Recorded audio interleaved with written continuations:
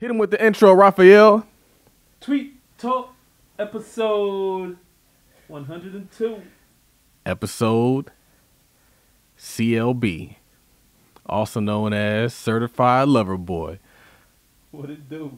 You know, y'all know I was on Certified Lover Boy, man. Drake be hating. I was on Certified Lover Boy, and you know that whole Jay-Z verse, which is my whole feelings. So if you haven't heard the Jay-Z verse, listen to the Jay-Z verse, and you get a little piece of my life, because we just be real raw with it, man. What did he say? He said, y'all supported somebody that tried to kill me.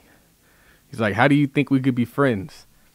And that's the energy I'm coming with. Like, and even if you didn't support it, you still stayed silent while it was going on. I be scrolling back at the tweets. I saw some old tweets today.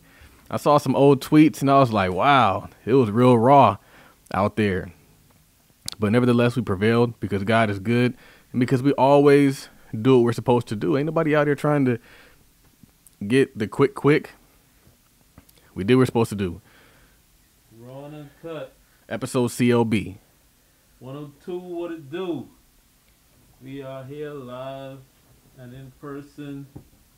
Tweet Talk, the Black Wealth Podcast, where we dissect tweets and talk about building black wealth. I am your co-host, Raphael. You can find me on Twitter at Work Money Life. I'm here with my co-host, Charles Oglesby III, JD. You can find him on Twitter at Real Todd Billion. The real stands for real. Anyway, first day of the Accelerate 180 conference is in the books. It was a long day. It was Yeah. a lot of information. Somebody said, are we supposed to look at this sideways? Bro, you look at everything else on your phone sideways. Turn the phone sideways, y'all. Turn the phone sideways. You know? The cool thing is, now that I think about this, we'll have multiple angles. So we'll have this angle, we'll have that angle. So that's kind of cool. What would you take away from the first day of the conference? What was your takeaway? My takeaway, there was a lot. So I don't know if I got one takeaway. One takeaway is Connie S. Falls, Systems Bay, as she calls herself. She said something that really stood out to me. She said, you cannot have generational wealth without generational documentation. Bars. I thought that was powerful. So she teaches on systems in business and life too, really. And she was saying, like, your business can't, when you die, if you don't have systems in your business and you don't have SOPs and stuff written down, your business will not survive when you die. And it's kind of like, the people need your business. Your family needs your business. We need your business. And she was talking about how she has an 11-year-old daughter, and she's helping black people, black entrepreneurs, create systems in the business so they can be sustainable, so that when her daughter gets older, these businesses are still around. Mm-hmm. So her daughter can shop with a black-owned business when she gets older. And I thought that was really powerful. That was really crazy. If I had to say my most memorable presentation today, it had to be the Sam Cart guy. He went over, I want to say, 6 principles to Forex your business. And he was going over things that I wasn't doing, but things that are easy to implement. And so he was talking about like that follow-up feature where you send like email. He was talking about the order bumps. He was talking about the thank you page offer, all these different things to get your sales up, but he was putting math behind it.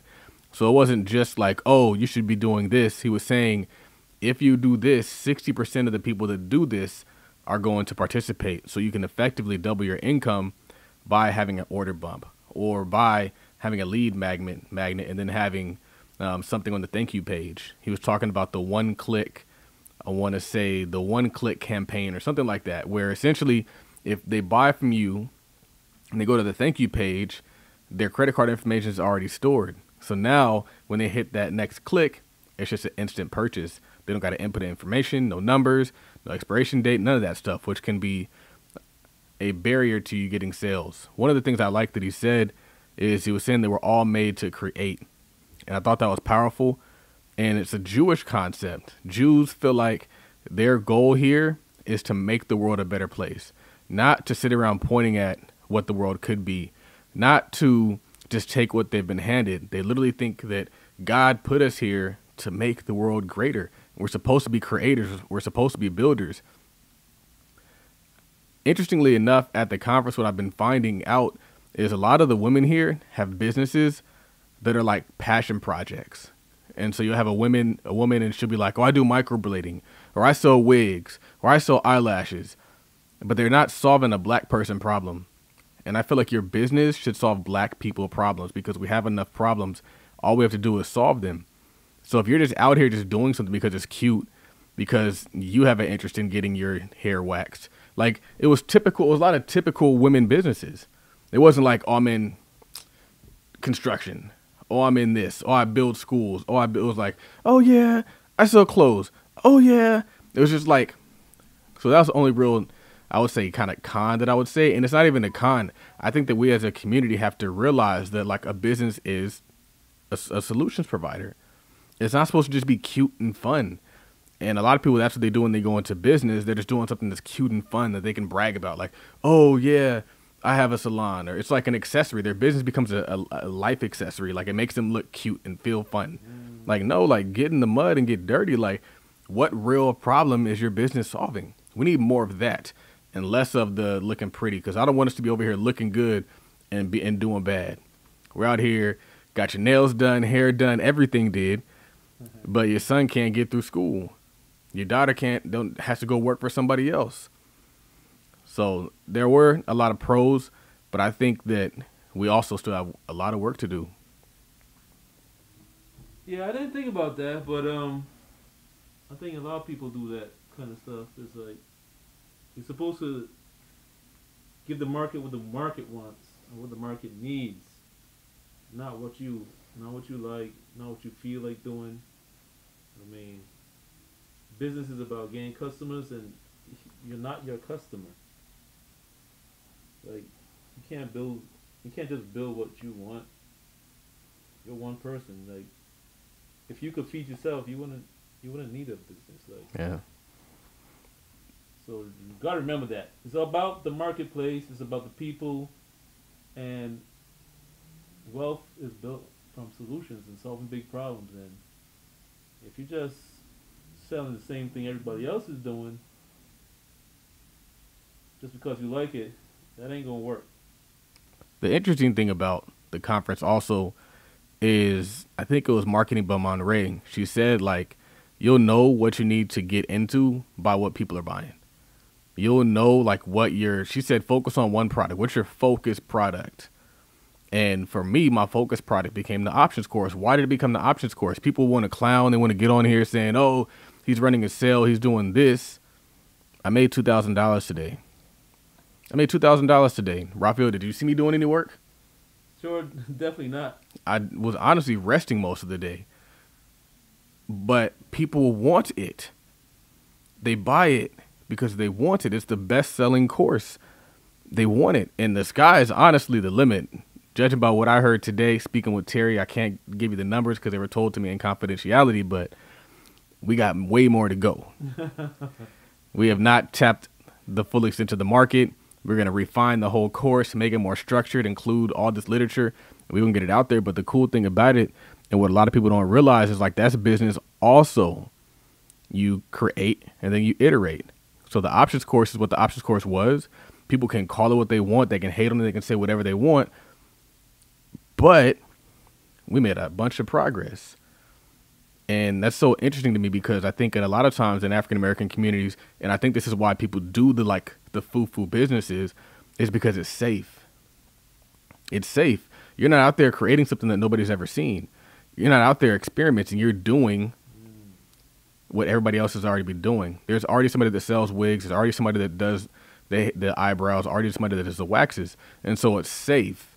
The innovation is the risky part, but the innovation is what's going to get you that bag. Right. Solving old problems with new solutions. That's what's going to do it, man. It's crazy. People saying, I don't understand why people talk shit about people running sales. Because they don't know business. Macy's They don't know business. runs a 1-day sale that first of all, the 1-day sale lasts 2 days. I never understood that. Macy's running sales what kept them in business. They were going to go out of business. They were struggling. They had all that real estate, and they were sell. They run sales like probably 30 weekends out of the year. I feel like every time they got a 1-day sale, and it always lasts 2 days. I never understood that part. But anyway, We're in the business of sales.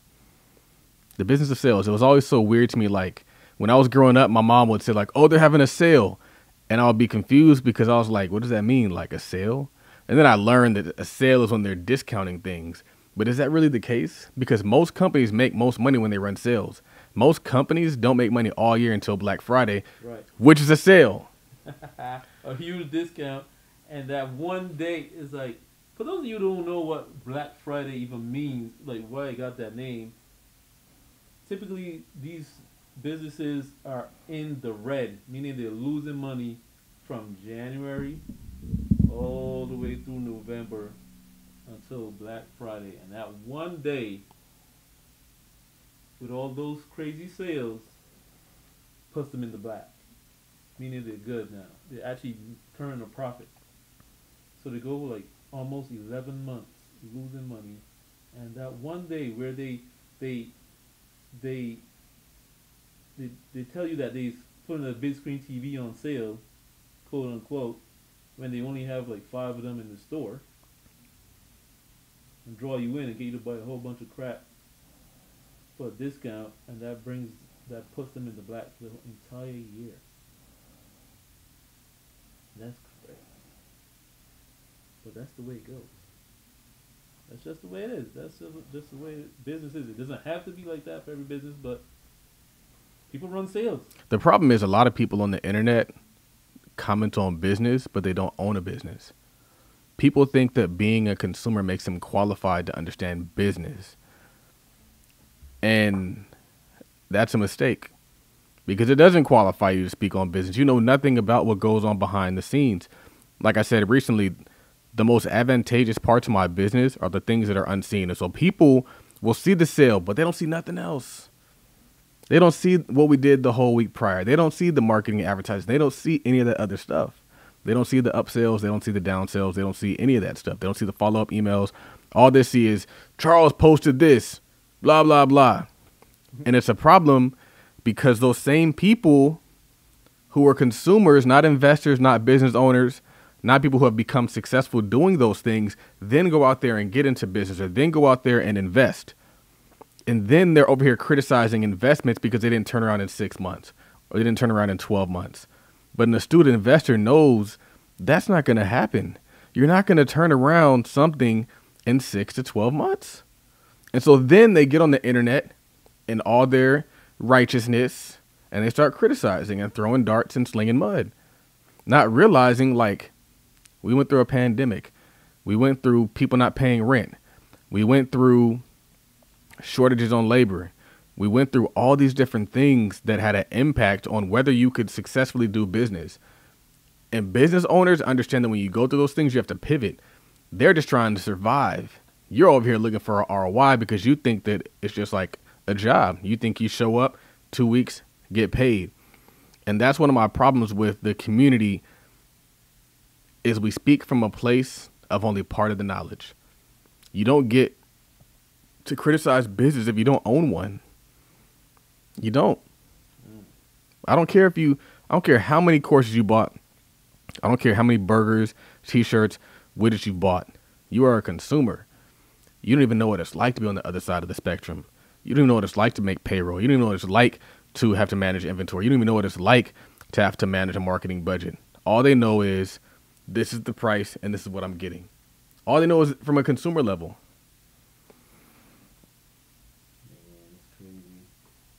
It's funny when they used to say like, "Oh, he's selling stuff on the internet. He must be broke." Like, none of this stuff makes any sense, man. We talked about that before. A lot of people they avoid selling because they don't want people to think they are broke, and they actually stay broke. They're like, I'd rather stay broke than people think that I'm broke, because if I don't put myself out there, then people will think that I got it because I got a Gucci belt. It's a sick world we living in, man. It's twisted, and it's just crazy. So, you had a tweet where you said folks would take your course and record their own course based on your course, but sell at a fraction of the price and call themselves entrepreneurs. I was on Instagram and I saw somebody running a sale for their options course for $25. I was like, that's crazy. These folks, I tell people, competition is a race to the bottom. What happens is we are going to price ourselves into obsolescence. We're literally going to just run sale, dilute, and pretty soon folks just going to be giving it away for free. And that's why you got to carve out your own lane. I tell people, I don't want competition, I want a monopoly. If you have a monopoly, you charge what you want to charge. If you have competition, then you got to undercut the next man to get a sale. Because if you have a similar product, why would they pay $100 for yours or $200 for yours when they can get the same thing for $25? My problem with that is that a lot of people didn't know anything about options until they took my course. They took my course, they learned about options, and now they got an options course. I'm like, what part of the game is that? What part of the game is that? I get a lot of slander for the vending machine course because I got into the vending machine business, and then I created a course on me being in the vending machine business because a lot of people asked me questions. But a lot of what I learned came from Marcus Graham. And people get on the internet and they're like, oh, well, you copied his vending machine course. Like, no, I actually was in the vending machine business, and this is a course based off of my experience. Those are two different things. And so it's just interesting because people, when you're successful, when you've accomplished something, people are picking at straws trying to bring you down. They're like, oh, let's get him this way. Let's get him that way. Let's get him this way. And so you're always on the constant defense if you choose to partake. I don't really choose to partake anymore. I'm just like, you know what? Y'all got it. Block, mute. Avoid, ignore. Yeah, Marcus Graham was on your other podcast. Yeah. Before too, right? But a lot of folks let people get in their ear and start saying stuff and like, oh, Todd this, Todd that, Charles, blah, blah, blah, blah, blah. And so, folks, I've lost, honestly, like, B real estate caused me to lose some pretty decent relationships. Just his constant, innocent, like, always just saying crazy shit. I don't engage because I don't want to amplify it. I don't want to amplify that conversation. If I engage, if I go back and forth, it legitimizes it. It makes it grow. But like, there's people who I've fallen out of favor with, and now they're over here backpedaling as well. They're like, oh man, maybe Charles should get an apology. I was like, I've been that dude. I've been pretty solid the whole time. All I've done is help people. Speaking of, there's a dude named Steph who created the company Notary. I actually volunteered to help him fundraise. This same dude with Notary, he was approached by B, and he told him he was going to give him $500,000 to invest. He didn't have it. He strung him along. And so what I've noticed is a lot of folks, when they think they're getting money from somebody, they become loyal to that person.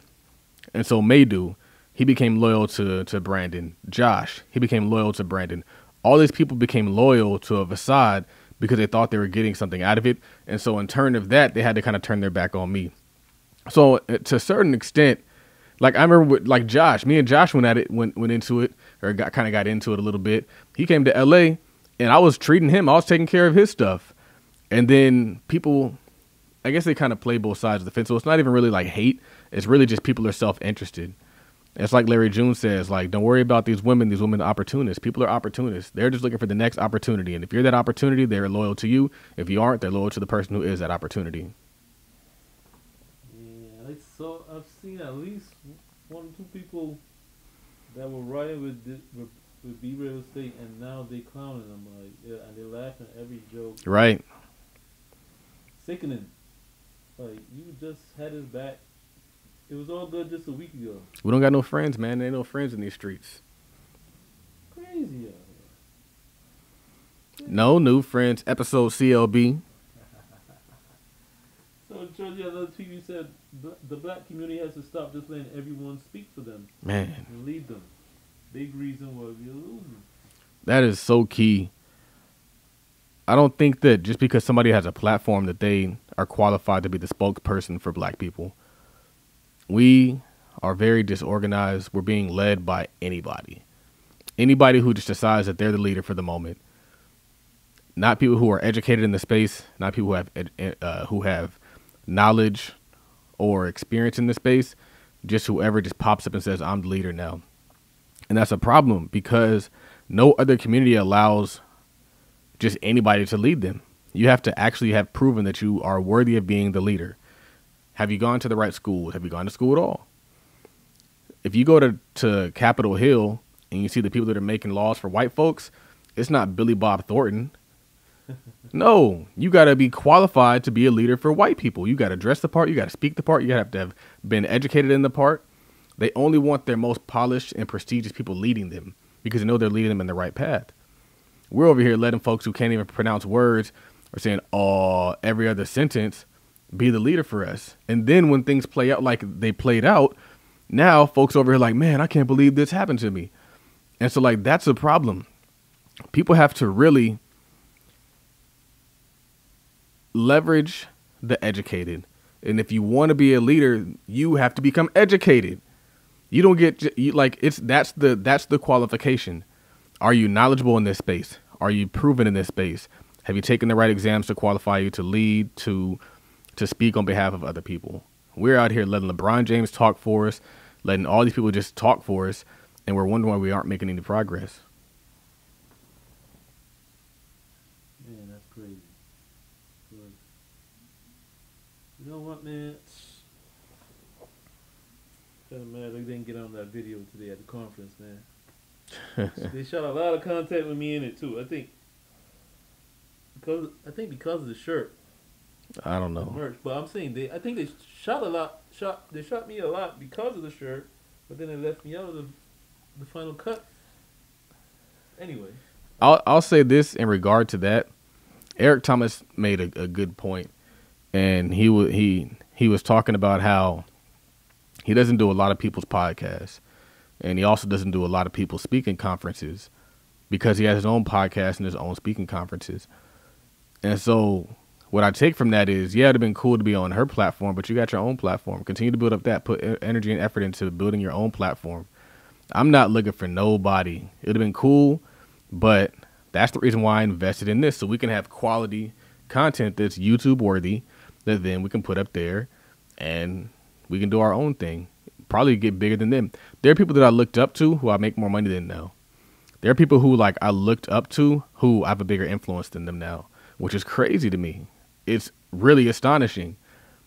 And that's why we can't really put too many people on a pedestal. Like, the great things that she's doing, that's cool, but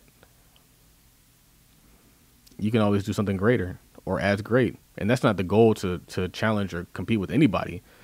But that's the beauty of creating your own conferences, creating your own stuff. You control it. I wanted to we couldn't even record a podcast like this at this time if I'd been booking somebody else's studio. Probably got a better camera than them now. They probably don't. This is like the most new camera. This camera right here is literally the newest camera that Sony has out. And I'm pretty sure their studio didn't have that camera. Or probably even these good of mics. yeah, probably. Yeah, I'm not really mad. I mean, I was there to learn. I wasn't there to get on camera. But at the same time, every time the camera came around, I made sure the front of the shirt was legible and you can see the merch, man. God, get your own merch. Wear your merch. Charles has been talking about this forever. Ladies love a man with his own merch. At least I would think so. I don't know. I'm just playing. No promises. No guarantees. But it's amazing to me how many people do not have their own merch or don't wear it. Like you all in this conference with all these people in there, all these cameras in there, and you're just trying to look cute, trying to wear a flight outfit, and bump all that. But Charles, you said McDonald's doesn't stop selling those flat ass burgers just because folks say they don't like them or they aren't as good as some gourmet stuff. I've said this before, but I feel like in the African American community, people are so critical of your product that some people don't release product, or some people let the opinions of others kind of stop them. But that's not business. There's always going to be a certain customer for your product. It might not be the most astute investor. Terry Ijeoma is not my target market. She's not. But there is somebody that is my target market, and they're going to love the hell out of my course, and they're going to say all these great things. What I'm saying is that just because somebody criticizes you doesn't mean that they're correct.